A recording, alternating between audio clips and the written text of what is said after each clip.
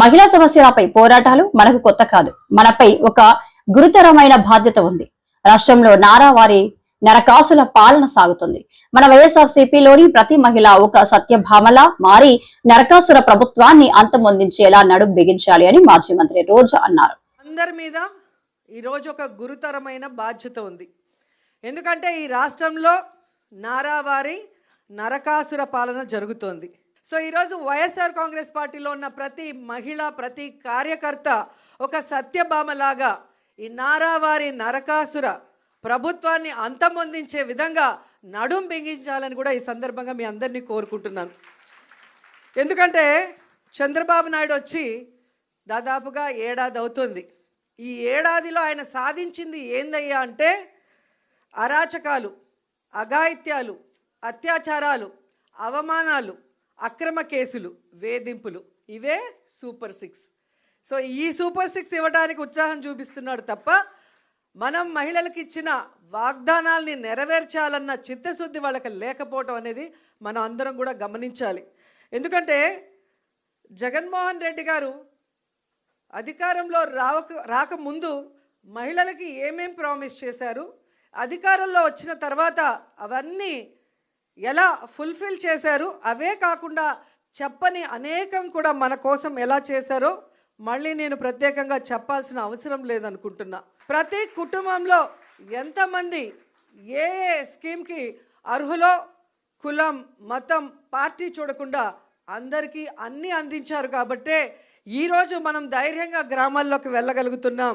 ఎక్కడ మనం కనిపించినా అయ్యో మేము తప్పు చేశామని కొంతమంది, అయ్యో మేము అన్నకు ఓటేసాం ఎక్కడికి పోయిందని కొంతమంది, ప్రతి ఒక్క మహిళ వైఎస్ఆర్ కాంగ్రెస్ పార్టీ వాళ్ళు, వైఎస్ఆర్ కాంగ్రెస్ పార్టీ సింపథైజర్స్ ఓపెన్గా బాధపడుతుంటే తెలుగుదేశం, జనసేన వాళ్ళు లోపల ఏడుస్తున్నారు. ఎందుకంటే ఈ కూటమి ప్రభుత్వం వైఎస్ఆర్సీపీ మహిళలనే కాదు, వాళ్ళ తెలుగుదేశం, జనసేన మహిళల్ని కూడా మోసం చేసింది. వాళ్ళకు కూడా అమ్మఒడి లేదు, వాళ్ళకు కూడా చేయూత లేదు, వాళ్ళకు కూడా ఆరోగ్యశ్రీ లేదు, వాళ్ళకు కూడా ఏ ఒక్క సంక్షేమ పథకం సూపర్ 6 లేదు. అంటే మననే కాదు వాళ్ళని కూడా మోసం చేశారు. మనం బయట చెప్పుకోగలుగుతున్నాం, వాళ్ళు చెప్పుకోలేక కుమిలిపోతున్నారు అన్నది నిజమని కూడా ఈ సందర్భంగా తెలియజేసుకుంటున్నాం. ఉగ్రవాదులకి మనకి మధ్యన జరిగిన యుద్ధంలో ముందుండి నడిపించింది ఎవరు? మహిళలు. సో మహిళలుగా మనం గర్వపడాలి. చంద్రబాబు నాయుడు కూటమి ప్రభుత్వం అధికారంలోకి వచ్చిన తర్వాత మహిళల మీద, చిన్నపిల్లల మీద అఘాయిత్యాలు, అత్యాచారాలు ఎంతగా పెరిగిపోతున్నాయో అసెంబ్లీ సాక్షిగా వాళ్ళు ఇచ్చిన లెక్కలు చూస్తేనే మీకు అర్థమవుతుంది. అంటే ఈరోజు ఒకవైపు ఉన్మాదుల్ని తయారు చేస్తూ ఎలా సోషల్ మీడియాలో మహిళల్ని టార్గెట్ చేయటం, ఎవరు వైఎస్ఆర్సీపీకి స్ట్రాంగ్గా నిలబడి మాట్లాడుతున్నారు లేదా ఎవరు సమస్యల మీద పోరాడుతున్నారో వాళ్ళని ఐడెంటిఫై చేసి, ఆర్గనైజ్డ్ క్రైమ్ అంటారు దాన్ని. జగనన్న ఒక్కటే చెప్పాడు, మనం తప్పు చేసి జైలుకి వెళ్తే అవమానంగా భావించాలి కానీ తప్పుడు కేసు వల్ల లోపలికి వెళితే బాధపడాల్సిన అవసరం లేదు. ప్రజల్లో మీరు ఒక హీరో అవుతారు. ప్రజల కోసం మీరు వెళ్తున్నారు కాబట్టి ఆ ప్రజల ఆశీర్వాదం మీకుంటుంది, మీకు ఎటువంటి ముప్పు జరగదు. అందుకు పార్టీ, నేను సిద్ధంగా ఉన్నాను మిమ్మల్ని కాపాడుకోవటానికి అని అన్న మాకు ధైర్యం చెప్పారు.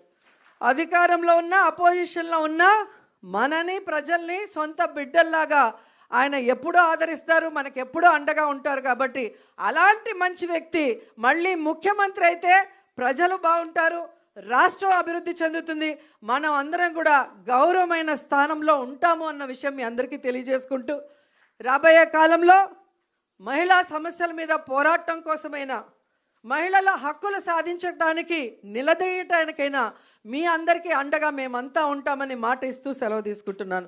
జై జగన్.